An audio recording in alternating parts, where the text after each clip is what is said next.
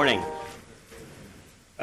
My name is Erik Dutson, and I work at UCLA with Dr. Ronald Busatil, who gave the opening talk for this session. I'd like to first thank Dr. Buell and the rest of the organizers of the course for giving me an opportunity to talk here this morning. Is that as far as trocar placement goes and extraction sites, the real secret answer to all of this is you can put the trocars wherever you feel like putting them. It really doesn't make that much difference, but you will find there are some principles that you adhere to that will help you as you go forward in this if you're not experienced in doing it.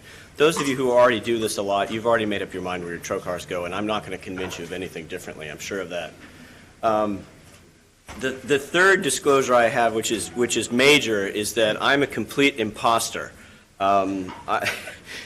I'm not a hepatobiliary surgeon. I am a dedicated laparoscopist. I do several hundred cases a year, which are elective, and about 2 or 3 of those are planned to be open from the beginning, and they're usually umbilical hernias or something that's less than a centimeter.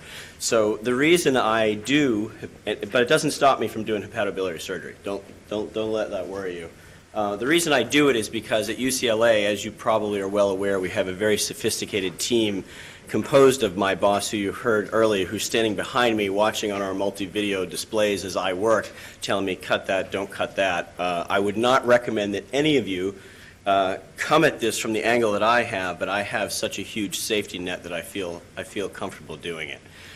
So with that as a lead-in, my apologies up front. We're going to go through this quickly because, again, port placement, it is important. It can sabotage you as you're working, but I think the majority of you who already do this know where to put your ports. So we'll just talk a little bit about area of work, where you put your ports, how your instruments come in.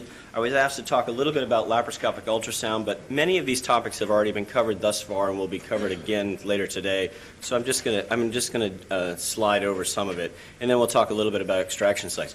Now, the thing that you need to know about me is I think the reason that Joe Buell asked me to give this talk is because I'm one of these crazy purists.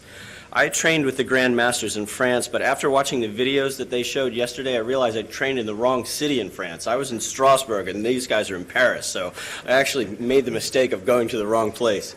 But having said that,